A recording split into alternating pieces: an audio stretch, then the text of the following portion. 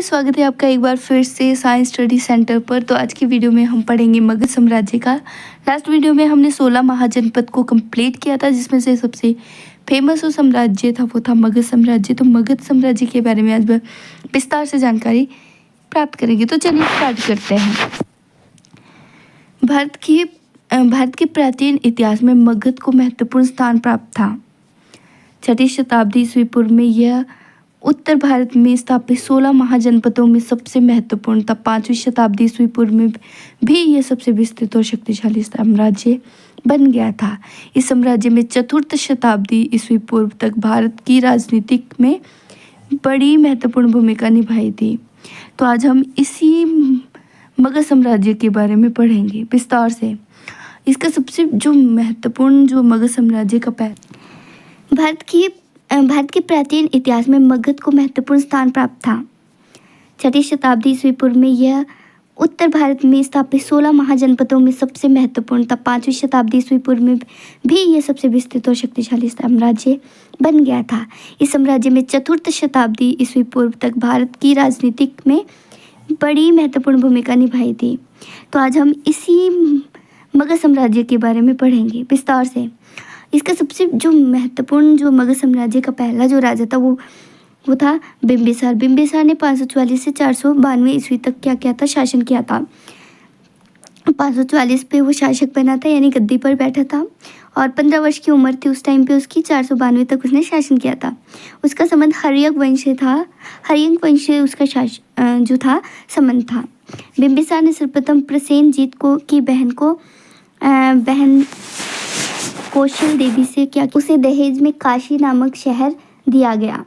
इस शहर के कारण मगध साम्राज्य की 1 लाख रुपए वार्षिक आय बढ़ गई। उसकी दूसरी रानी चेलना लिच्छवी वंश से संबंध रखती थी। सेकंड वाइफ उसकी जो थी वो थी चेलना, जिसका नाम था चेलना। वो लिच्छवी वंश से संबंध रखती थी। और उसकी जो तीसरी रानी थी वो केशमा थी। वो पंजाब के मध्य राज्य के शासक की पुत्र थी। मध्य राज्य की शासक की पुत्र। तीसरी जो उसकी वाइफ थी वो थी केशमा। दूसरी थी लिच्छवी साम्राज्य की, जिसका नाम था चेलना। और जो पहली थी जिससे उसने विवाह किया था वो थी कौशल देवी। ठीक है। उसकी चौथी भी रानी थी एक विंध्य राज्य की सुकुमारी वासवी थी। वासवी उसकी चौथी रानी थी। इन वैवाहिक संबंधों ने न केवल मगध साम्राज्य को शक्तिशाली बनाया, अपितु जो है उसकी जो है भव्यता में भी वृद्धि की। एक बहुत ही फेमस इतिहासकार हैं RS त्रिपाठी। उनके अनुसार क्या है कि वह विवाह न केवल बिंबिसार के समकालीन शासकों से में प्राप्त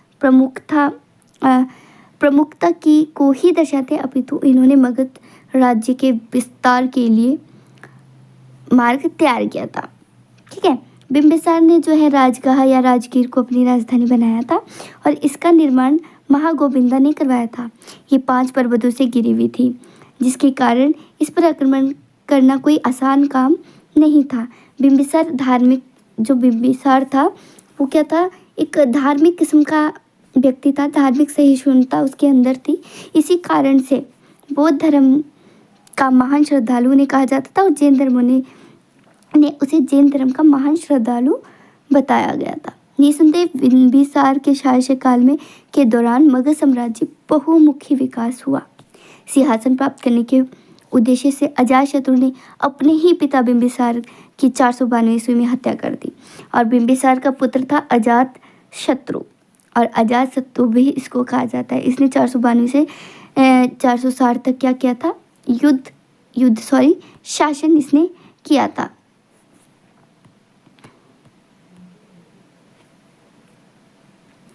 अजातशत्रु को सर्वप्रथम कौशल के राजा प्रसेनजीत के साथ युद्ध करना पड़ा था, और इसका कारण था काशी। यह प्रदेश प्रसेनजीत था, ये वाला राजा जो था प्रसेनजीत, उसने प्रसेनजीत अपनी बहन कौशल देवी के दहेज के रूप में मगध के शासक बिंबिसार को दिया था। और बिंबिसार की मृत्यु के पश्चात कौशल देवी का जल्द ही देहांत हो गया था। प्रसेनजीत उन दोनों की मृत्यु का उत्तरदायित्व अजातशत्रु को मानता था, इसलिए उसने काशी के प्रदेश को वापस लेने की घोषणा की थी। क्योंकि मगध जो साम्राज्य था, मगध साम्राज्य को काशी से वार्षिक 1 लाख रुपए आय होती थी, इसलिए अजातशत्रु इसे सहन नहीं कर पाया। उसने काशी पर क्या किया, आक्रमण कर दिया। उसने काशी पर अधिकार करने के उद्देश्य से कौशल राज्य पर आक्रमण कर दिया और दोनों के बीच यह युद्ध लंबे समय तक चलता रहा। अंत में दोनों शासक यानी हमारा अजातशत्रु और प्रसेनजीत, इन दोनों जो शासक हैं के बीच में संधि होगी। एक उनके बीच में संधि हुई, जिसके इस संधि के अनुसार जो प्रसेनजीत हैं ने अपनी पुत्री बजीरा, इनकी एक पुत्री थी बजीरा, इसकी शादी क्या है अजातशत्रु से करा दी और उसे काशी का प्रदेश वापस लौटा दिया। अजातशत्रु की सबसे महत्वपूर्ण सफलता जो थी वैशाली थी। ये वैशाली जो उन्होंने लिच्छवियों को पराजित करा था। इस समय लिच्छवी बहुत शक्तिशाली थे। इस युद्ध के लिए अजातशत्रु ने यह बहाना लगाया था कि लिच्छवियों ने थे अजातशत्रु के विरुद्ध कौशल राज्य की सहायता की थी। दोनों के बीच ये युद्ध 16 वर्षों तक चलता रहा। इस युद्ध को विजित करने का उद्देश्य अजातशत्रु ने अपनी सेना को अधिक शक्तिशाली बनाया तथा गंगा और सोन नदियों के संगम पर एक पाटलिपुत्र नामक एक नगर स्थापित किया जो पूर्ण तक किलाबंद किया गया था और पाटलिपुत्र राजधानी भी है। ठीक है, तो नेक्स्ट हमारा आता है उदयन। उदयन जो था वो अजातशत्रु का पुत्र था। अजातशत्रु का पुत्र था उदयन। अजातशत्रु के बाद उदयन जो है शासन गद्दी पर बैठा था और इसका शासनकाल 460 से 444 ईस्वी पूर्व तक था। इसने पाटलिपुत्र को मगध साम्राज्य की राजधानी बनाया था। इसके पश्चात अनिरुद्ध, मुंड और नागदशक नामक शासक मगध के सिंहासन पर बैठे, बट ये उतने ज़्यादा इफेक्टिव नहीं थे, तो इनके कुछ काम भी इम्पोर्टेंट नहीं है। उन्होंने 412 तक शासन किया था। किसने, उदयन ने। ये सभी शासक जो उदयन और उदयन के जो आगे उत्तराधिकारी थे उन्होंने 412 तक ईस्वी पूर्व तक क्या किया था, शासन किया था, लेकिन ये सारे अयोग्य शासक थे, तो इनके बारे में उतना पढ़ने की ज़रूरत नहीं है। तो अगला हमारा आता है शिशुनाग वंश। अब ये सारे जो हैं निकम्मे या फिर अयोग्य बोल सकते हैं हम शासक थे। तो उसके बाद शिशुनाग वंश का जन्म हुआ। 412 ईस्वी में शिशुनाग ने हर्यक वंश का अंतिम शासक नागदशक का तख्ता पलटकर मगध में एक नई राजवंश की स्थापना की थी।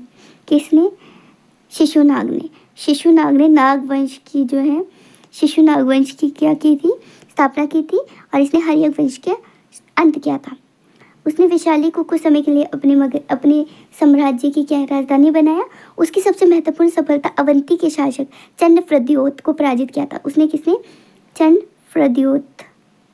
प्रद्योत को उसने क्या किया था, पराजित किया था। ठीक है, नेक्स्ट हमारा आता है नंदवंश। नंदवंश जो था 64 ईस्वी पूर्व में महापद्म नंद ने मगध में नंद साम्राज्य की स्थापना की थी।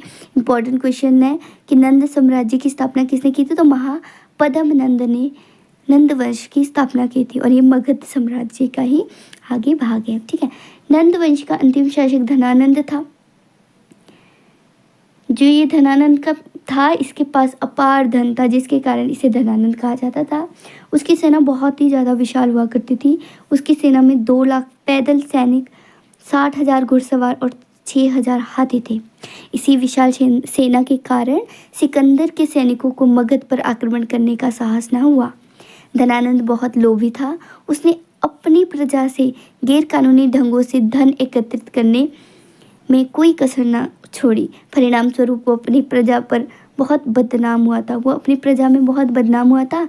इस स्थिति का लाभ उठाकर उसने 321 ईस्वी में चंद्रगुप्त मौर्य ने मगध पर आक्रमण किया था। क्योंकि जो हमारा धनानंद था, ये लोभी प्रकार का राजा था, बहुत लालची था, तो उसने गैर कानूनी ढंग से अपनी जो प्रजा से वो कर इकट्ठा करना स्टार्ट कर दिया था, धन इकट्ठा करना स्टार्ट कर दिया था। और जो यहाँ की जो प्रजा थी वो धनानंद से क्या करती थी, नफरत करती थी और लोग उसको पसंद भी नहीं करते थे। और इसी का फ़ायदा उठाकर चंद्रगुप्त मौर्य ने नंदवंश पर क्या किया था, मगध राज्य यानी साम्राज्य पर क्या किया था, अटैक किया था, आक्रमण किया था, अधिकार कर लिया था। ठीक है, तो आज की वीडियो के लिए इतना ही। अगली वीडियो में हम पढ़ेंगे मौर्य साम्राज्य के बारे में पढ़ेंगे। तो एक बार समराइज कर लेते हैं। आज हमने मगध साम्राज्य के बारे में पढ़ा। मगध साम्राज्य का सबसे शक्तिशाली जो राजा था बिंबिसार, जिसने स्थापना की थी मगध साम्राज्य में। और अगला हमारा आता है अजातशत्रु। अजातशत्रु का पुत्र था उदयन। उदयन के जो उत्तराधिकारी थे वो उस अयोग्य शासक थे। उसके कारण जो है जो मगध में है शिशुनाग ने शिशुनाग वंश की स्थापना की थी।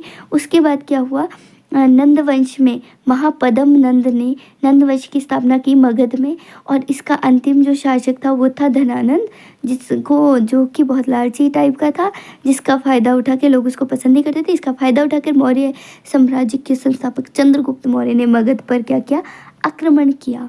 तो आज की वीडियो के लिए इतना ही। मिलते हैं नेक्स्ट वीडियो में, तब तक के लिए बाय बाय, टेक केयर। अगर आपको वीडियो पसंद आई होगी तो वीडियो को लाइक करें, शेयर करें। चैनल पे जो नए हैं वो चैनल को सब्सक्राइब कर दें। Thanks for watching. मिलते हैं नेक्स्ट वीडियो में, तब तक के लिए बाय बाय, टेक केयर।